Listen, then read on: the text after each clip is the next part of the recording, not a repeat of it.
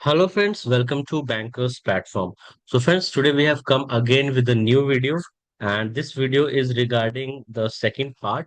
So lastly we have done export credit and post-shipment and pre-shipment credit video and that was the first part. So now today we have come with the second part of the video and here we will discuss some more points. So this is the our channel page and here if you're new to our channel, so hit the subscribe button so that you can get all the notifications. And so many videos are available that you can study and it will help you in certificate course in foreign exchange operation exam and international trade finance exam. So videos are available and playlists are also available that will help you in clearing the exam. So let's start our circular on pre-shipment and post-shipment. Okay, so this was the export credit master circular that we have discussed in the last video. So in last video, we have discussed up to page number 9. So today we'll continue from there only. So if you are having any doubt on the topic, you can just write in the comment section. Any doubt will help you. We'll try to clear your query. Okay, so up to last, we have done some PC. Okay, packing credit related to credit facility and up to running account. So today we will discuss the second part of this topic. This is the second part and from page number 9. Okay, so this is export credit against proceed of checks, draft, etc., representing advance payment for export. So where exporter receive direct remittance from abroad by means of check. So suppose the remittance is received by check, draft in payment for export, banks may grant export credit to exporter of good track record till the realization of proceeds of check, draft, etc. received from abroad. So generally, if you're saying that if the payment is received by check, okay. So if any exporter is receiving the payment by check, so in the check collection, generally it will take around 30 days. Generally, it will take 30 days. As per the RBI guideline, also 21 days is the only cooling period time. 21 days is the cooling period time. Suppose, like today, if it is 12th August, we are sending a check, and this 12th August check will go through courier. If check is reaching US in 7 days, so already 12 plus 7, you can say 19 August reach. After that, clearing and all process will take. So up to 20 to 22, the clearing will be done. But banks have to wait up to 25 days, 21 days from the date of credit. See, some rules are available. So generally, minimum 21 to 30 days will take for the realization of check if the exporter has received the check against the export. So in that case, the banks can give the credit. Banks can give the export credit against the proceed of check and drafts. So draft is not a draft, it's a bill of exchange. So at the place of bill of exchange also, the bank can give the export credit. Okay. So after satisfying themselves that it is against export order. As per trade practice in respect of goods in question is an approved method of realization of export perceived as per extant guideline. If pending compliance with the above condition, an exporter has been granted accommodation at normal commercial rate, bank may give effect to prescribed rate for export credit for retrospectively once the aforesaid condition have been complied. Suppose same export credit is given at a normal commercial rate. But once it is proved, once the bank is satisfied that this is an export transaction, so that time they can give the rate which is prescribed for the export credit. So this you have to remember here. Okay, rupee pre-shipment credit to specific sector. So this is the rupee pre-shipment credit. So let's see first rupee export packing credit to manufacturer supplier for export routed through. STC, MMTC, other export houses, agencies, etc. So bank may grant export packing credit to manufacturer suppliers who don't have export order, letter of credit in their own name, and goods are exported through the State Trading Corporation, Mineral and Metal Trading Corporation, or other export house agency. So in this case, also the bank can give the export packing credit. Okay, PC can be given to these manufacturer suppliers who are supplying to these STC, MMTC, other export houses are there, so they can give the credit.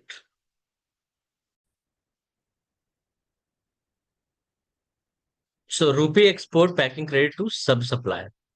So packing credit can be shared between an export order house and sub-supplier of raw material, component, etc. of the exported goods as in the case of EOH and manufacturer supplier. So subject to following condition. So some conditions are there. If they are fulfilling that condition, so this PC can be given to the sub-supplier also. So let's see what are the conditions. So first, running account facility. Running account facility is not contemplated under the scheme. The scheme will cover the LC or export order received in favor of export house, trading house, star trading house, etc. or manufacturer exporter only. So the scheme should be made available to exporter with good track record. If the good track record is available, then only this scheme should be provided to the export order holder and sub-supplier. Okay, so here running account facility is not contemplated under the scheme. So other like PC can be given, but running account facility cannot be given. Okay, so banker to an EOH will open inland LC, specifying the goods to be supplied by the sub-supplier to EOH and against the export order or LC received by him as a part of the export transaction.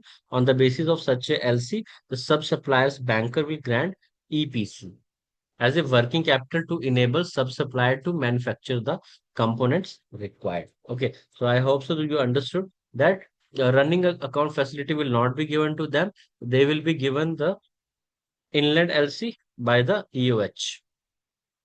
And based on that inland LC, the PC will be given in the form of working capital. Let's see next point. Okay, and that manufacturing component required for the goods to be exported. On supplying the goods, the LC opening bank will pay to the sub-supplier bank against the inland document received on the basis of inland LC. Such payment will thereafter become the EPC of the EOH. So these guidelines are very lengthy guidelines. So you have to remember many times question can be framed from here also. So let's see. Okay, now it is up to the EOH to open any number of LC for the various component required with the approval of his banker or leader of consortium of bank within the overall value of the order or LC received by him. So taking into account the operation convenience, it is for the LC opening bank to fix minimum amount for opening such LC. So here, like if a big this EOH has got the LC for we can say 50 lakh dollar.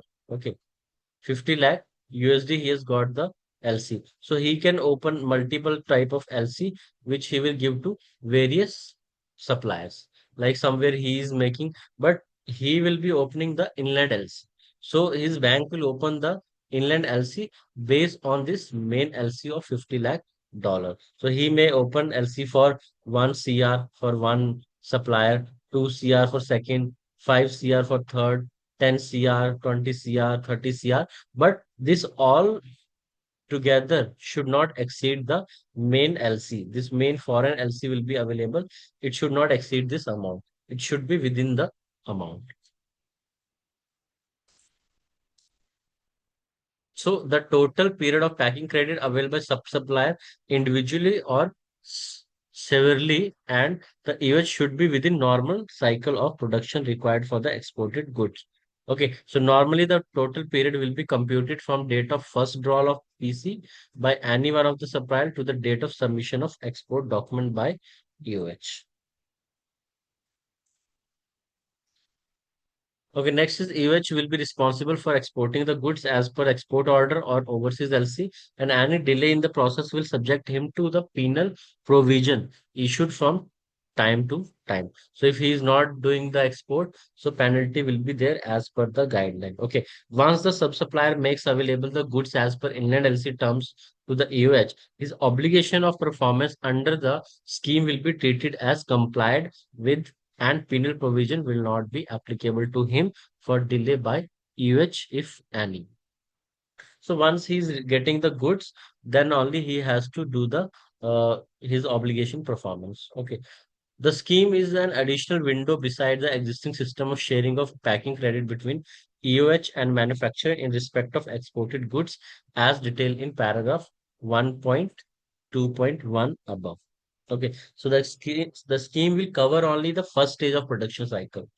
For example, manufacturer exporter will be allowed to open domestic LC in favor of his immediate supplier of the component that are required for manufacture of exportable goods.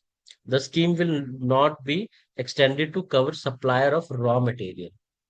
So it will not cover the raw material people. Okay. So EOU, EPZ, SEZ unit supplying goods to another EOU, EPZ, SEZ unit for export purpose are also eligible. So this EOU, EPZ and special economic zone, these units are also eligible for this rupee pre-shipment export credit. However, the supplier of EOU, EPZ, SEZ unit will not be eligible for any post-shipment. Okay, so pre-shipment they can get the pre-shipment pre-shipment credit, that is PC they can get, but they cannot get post-shipment credit because once the PC they have taken, after that their role is over. Their role is over. They don't have any other obligation. That post-shipment facility will only given to the main. Okay, will only given to the main company, main EOH, not to everybody. The scheme does not envisage any change in total quantum of advance or period. Accordingly, the credit extended under the system will be treated as export credit from the date of advance to sub-supplier to the date of liquidation by EOH. So bank may approach the ECGC for availing suitable cover in respect of such advance. So bank has to take the ECGC cover. The scheme does not envisage extending credit by a sub-supplier to the EOH manufacturer, and thus the payment to sub-supplier has to be made against submission of document by LC. Okay, so extended credit by a sub-supplier. So in this scheme, this sub-supplier should not extend any credit, and the payment to sub-supplier has to be made against submission of document by LC opening bank. So when the sub-supplier is giving the goods, this sub-supplier will be submitting the documents to the LC opening bank and treating the payment as EPC of the EOH. Then they will make the payment to this sub-supplier after getting the documents on it, because sub LC will be opened there. Okay, rupee. So this is over here. Now next is rupee pre-shipment credit to construction contractor. So construction contractors can also get the pre-shipment credit. The packing credit advance to construction contractor to meet their initial working capital requirement for execution of contract abroad may be made on the basis of a firm contract secured from abroad in a separate account on an undertaking obtained from them that finance is required by them for incurring preliminary expenses in connection with the execution of the contract. Okay, the advance should not should be the advance should be adjusted within 365 days. This you have to remember for contract PC to contractors. Okay. from the date of advance by negotiation of bill relating to the contract or by remittance received from the abroad in the respective contract executed abroad. The exporter undertaking project export contract, including export of services, may comply with the guideline instruction issued by RBI, Foreign Exchange Department, Central Office, Mumbai, from time to time. Okay, export of services. Pre-shipment and post-shipment finance may be provided to the export of all the 161 tradable services covered under the General Trade Agreement on Trade in Services. So total 161 type of services can be done. This also you have to remember. And where payment for such services is received in free foreign currency exchange as stated at Chapter 3 of the Foreign Trade Policy. So all provision of the circular shall apply in this export of service. So now exporter of service qualify for working capital export credit, pre or post shipment for consumable wages, supplies, etc. So banks may ensure that. So these are the points which bank has to ensure. Proposal is general case of export services. The item of service export is covered under Appendix 10 of HBPV 1. The exporter is registered with the electronic and software EPC or service EPC or with Federation of Indian Export Organization as applicable. And there is an export contract for the export of service. There is a time lag between the outlay of working capital expense and actual receipt of payment from the service consumer or his principal abroad. There is a valid working capital gap. Service is provided first while the payment is received sometime after invoice is raised. So working capital gap should be there. Okay, so this is a normal thing in banking. You all know that is working capital gap. If there is no working capital gap, then there is no need of advances or credit. So if there is a gap, then only this credit will be given. Like they are providing the services and then they will raise the bill or they will raise the invoice and they will get the payment. Payment may be delayed by 2 months or 3 months. So this gap is there. So for this gap, the bank will be financing.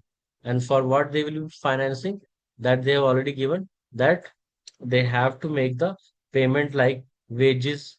Okay, wages are there. Some expenses will be there. Day-to-day expenses of the offices, wages, and supplier payments like that.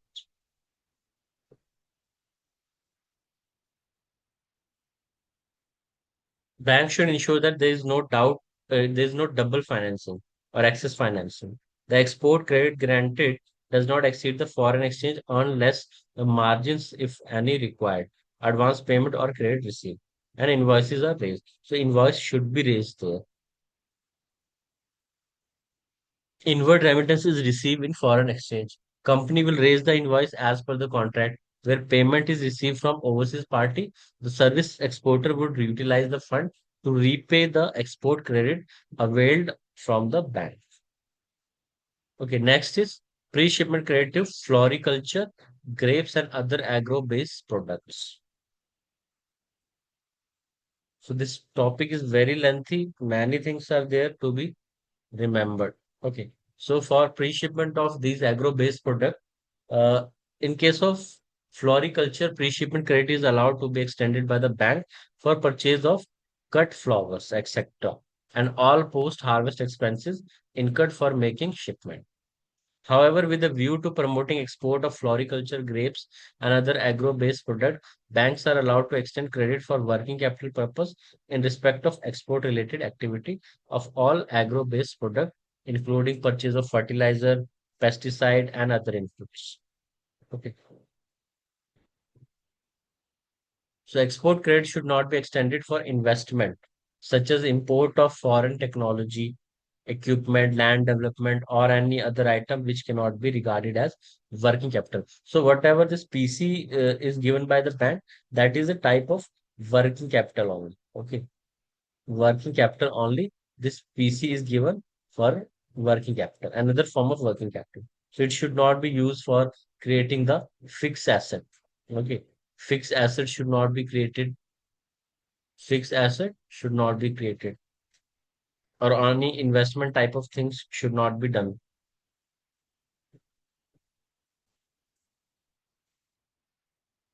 Okay. Export credited to processor or exporter, agri export zones. So Government of India has set up agri-export zone in the country to promote agri-export oriented unit. So for that also, PC can be given. Okay. So packing credit under the extent guideline for the purpose of procuring and supplying input to farmer so that quality inputs are available.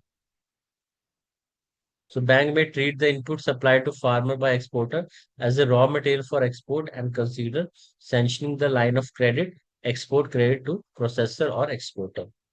Banks have to ensure that exporter have made required arrangement with farmer and overseas buyer in respect of crop to be purchased and product to be exported. So he should have the arrangement. Then only the loan will be given, packing credit. They are also to monitor to end use of the fund, like distribution of input by the exporter to farmer for raising the crops as per the arrangement made by the exporter or main processor. They have to further ensure that final products are exported by the or processors or exporter as per the terms and condition. So up to here we have discussed that is pre-shipment. Okay. So up to here we have discussed the pre-shipment topic, and pre-shipment whenever you hear the word pre-shipment. Okay. Whenever you hear the word pre-shipment, so you always think about packing credit. Packing credit, and packing credit short form is PC, which is given before export. Before export is done. When export is done, then it will be called post shipment credit. That is, we are going to do now. Post shipment rupee credit, okay, rupee export credit. So post shipment will be there, and post shipment means purchase of bill, discounting of bill, negotiation of LC.